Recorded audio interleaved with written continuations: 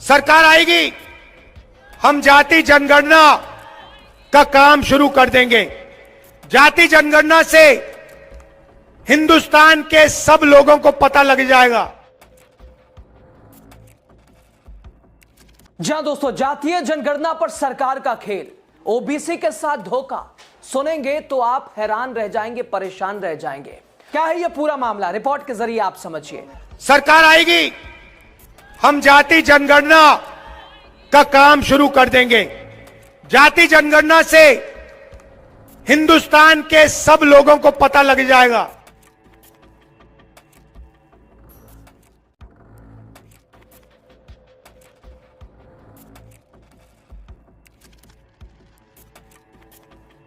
दोस्तों, एक तरफ सरकार यूजीसी नियमावली 2026 में एससी, एसटी और एसटी के साथ ओबीसी को शामिल करके यह जताने का प्रयास कर रही है कि उनकी सरकार और बीजेपी ओबीसी को तवज्जो देती है। लेकिन ओबीसी की यह सरकार कितनी हितैषी है, उसके बारे में जो मैं आपको बताऊंगा उसे सुनकर चौंक जाएंगे और यह समझ जाएंगे कि बीजेपी किस तरह से ओबीसी समाज को लेती है। दोस्तों, आपको याद होगा राहुल गांधी, तेजस्वी यादव, अखिलेश यादव जैसे विपक्ष के नेताओं ने जातीय जनगणना के लिए किस तरह से संघर्ष किया। जाति जनगणना भाइयों और बहनों,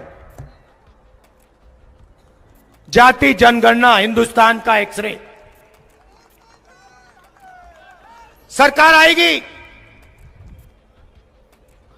हम जाति जनगणना का काम शुरू कर देंगे। जाति जनगणना से हिंदुस्तान के सब लोगों को पता लग जाएगा आप कितने हो और आपकी हिंदुस्तान में कितनी भागीदारी है। दूध का दूध, पानी का पानी हो जाएगा। और उनका बहुत जल्दी विस्तृत कार्यक्रम आने वाला है। जो आगरा में कार्यक्रम होगा उसमें विस्तृत कार्यक्रम आने के बाद मैं शामिल होऊंगा। और ये लेट चलता है, क्यों? व्हाट्सएप सोशल मीडिया नहीं देखते हो? पीडीए में है, पीडीए की मदद करेंगी वो। पीडीए की मदद लेट चलता है। वो कह रही है कि आपने राज्यसभा अलग लोगों को भेज दिया, पीडीए का उसमें आपने धन्यवाद दिया हमें जब हमने पहले ज्यादा भेजे थे। अरे धन्यवाद नहीं देते बताओ हमें। ठीक है, चलिए। जयंत चौधरी से कोई बात नहीं है आपकी। जातीय जनगणना क्यों जरूरी है? इसलिए जरूरी है कि आपको पता लगे कि कौन कितना समाज में है। कम से कम उन्हें हम संविधान के तहत, जो बाबा साहब भीमराव अम्बेडकर जी ने संविधान बनाया, तो जो हमारे दलित भाई हैं उनको आबादी के हिसाब से हक और सम्मान मिल रहा है। आदिवासी हैं, उन्हें भी हक और सम्मान आबादी के हिसाब से मिल रहा है। और जब विशेष अधिकार की बात हो तो मैं समझता हूँ हर समाज के लोग चाहते हैं कि जाति जनगणना हो जिससे उन्हें मौका मिल सके, बराबर का अधिकार मिल सके। इनकी ओर से मोर्चा खोलने के बाद सरकार बैकफुट पर आई, जातीय जनगणना कराने के लिए तैयार हुई। लेकिन अब यह सरकार किस तरह से जातीय जनगणना करा रही है, उसकी एक अलग ही कहानी सामने आई है। यह कहानी इस सवाल से शुरू होती है, जनगणना वाले फॉर्म के सवालों में ओबीसी का जिक्र क्यों नहीं है। इसको लेकर सवाल खड़े होने लगा है।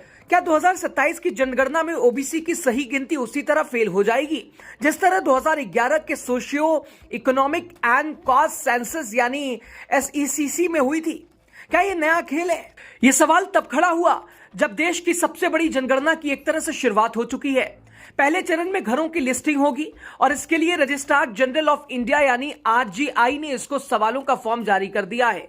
इन सवालों में एससी यानी अनुसूचित जाति और इसके अलावा एसटी अनुसूचित जनजाति का नाम साफ साफ लिखा है, जबकि ओबीसी यानी अन्य पिछड़ा वर्ग का जिक्र नहीं है। योगेंद्र यादव जैसे विश्लेषक ने इसे खुलकर जातिगत जनगणना को नाकाम करने के खेल की शुरुआत करार दिया है। योगेंद्र यादव का कहना है कि दूसरे चरण में जब हर व्यक्ति से जाति पूछी जाएगी तो एससी एसटी वालों की जाति सरकारी लिस्ट से मैच करके रिकॉर्ड हो जाएगी, लेकिन ओबीसी वालों से जनरल कैटेगरी की तरह अपनी जाति का नाम लिखवाने के लिए कहा जाएगा। उन्होंने कहा कि इसका नतीजा ये होगा कि एक ही जाति के दर्जनों सरनेम होंगे। उन्होंने मिसाल दी कि यादव को कोई अहिर लिखेगा, कोई राव, कोई राय, मंडल और कोई चौधरी लिखेगा। उन्होंने कहा है कि कुल मिलाकर लाखों अलग अलग जाति नाम इकट्ठा हो जाएगी। फिर क्या होगा? सालों तक डेटा का विश्लेषण नहीं हो पाएगा। सरकार कहेगी कि यह असंभव है। ठीक वैसा ही खेल 2011 के एसईसीसी में हुआ था, जहां ओबीसी की सही गिनती फेल हो गई थी, यानी जातिवार जनगणना को नाकाम करने का खेल शुरू हो चुका है। अगर अब ना जागे तो देर हो जाएगी। अब सवाल ये कि क्या सरकार सच में ओबीसी की सही संख्या जानना चाहती है या फिर आरक्षण, विकास योजनाओं और राजनीतिक फैसलों में पिछड़े वर्गों के हक को कमजोर करने की तैयारी है। अगर ओबीसी की असली तादाद सामने आ गई तो कई बड़े बदलाव हो सकते हैं। आरक्षण की सीमा, उपवर्गीयकरण, संसाधनों का बंटवारा, इन सब पर असर पड़ेगा। सोशल मीडिया पर बहस छिड़ गई है, क्या यह तकनीकी चूक है या बड़ा षड्यंत्र है। सरकार ने 2027 की जनगणना के पहले चरण हाउस लिस्टिंग के लिए 33 सवाल जारी कर दिए हैं। यह चरण 1 अप्रैल 2026 से शुरू होगा और सितंबर 2026 तक चलेगा। जनगणना 2 चरणों में होगी। पहला घरों की सूची और दूसरे लोगों की गिनती। दूसरा चरण फरवरी 2027 में होगा। सरकार ने पहले ही कहा कि जनगणना में जाति की गिनती भी होगी, जो 1931 के बाद पहली बार है। यह डिजिटल जनगणना होगी। योगेंद्र यादव और सामाजिक न्याय के समर्थन लंबे समय से जातीय जनगणना की पैरवी करते रहे हैं। उनका कहना है कि ओबीसी की गिनती बिना किए 30 साल से आरक्षण दिया जा रहा है, जो गलत है। अब जब मोदी सरकार ने जातीय जनगणना की घोषणा की है तो बहस क्यों से बदलकर कब, कैसे और आगे क्या पर आ गई है। योगेंद्र यादव ने पिछले साल लिखे एक लेख में कहा था कि 3 मुख्य बातों पर सतर्क रहने की जरूरत है। जाति गिनती जनगणना का हिस्सा होनी चाहिए, अलग से नहीं। सिर्फ SC, ST, OBC तक सीमित नहीं, जनरल कैटेगरी की सभी जातियों की भी गिनती होनी चाहिए ताकि जातीय विशेषाधिकार की पूरी तस्वीर आए। इसे नेशनल पॉपुलेशन रजिस्टर से न जोड़ा जाए, वरना पूरी प्रक्रिया बिगड़ सकती है। वो कहते हैं कि जनगणना में सिर्फ जाति नाम नहीं, बल्कि हर जाति की सामाजिक आर्थिक स्थिति भी पता चलनी चाहिए, जिसमें भूमि का मालिकाना हक, नौकरी, शिक्षा, व्यवसाय आदि शामिल हों। उन्होंने लिखा कि 2011 के SECC में ये सवाल थे, इन्हीं जनगणना में शामिल करना चाहिए। योगेंद्र यादव का मानना है कि जातीय जनगणना से आरक्षण नीति में बड़े बदलाव आ सकते हैं। ओबीसी की आबादी 45% से ज्यादा होने पर 27% आरक्षण बढ़ सकता है। 50 की सीमा तोड़नी पड़ सकती है। प्राइवेट सेक्टर में भी आरक्षण की मांग बढ़ेगी। SC, ST, OBC में सब कोटा की जरूरत पड़ सकती है। अब ये सब इस पर निर्भर करेगा कि सरकार डेटा का इस्तेमाल कैसे करेगी। अगर सही से हुआ तो सामाजिक न्याय की नई शुरुआत हो सकती है, लेकिन अगर योगेंद्र यादव की चेतावनी सही निकली तो फिर से देरी और बहाने चल सकते हैं। इससे राजनीतिक बहस और तेज हो सकती है। सरकार आएगी, हम जाति जनगणना का काम शुरू कर देंगे। जाति जनगणना से हिंदुस्तान के सब लोगों को पता लग जाएगा।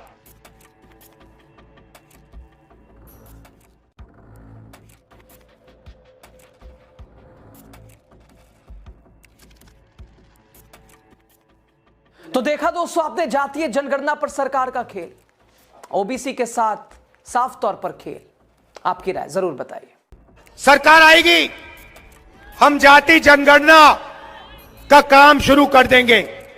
जाति जनगणना से हिंदुस्तान के सब लोगों को पता लग जाएगा।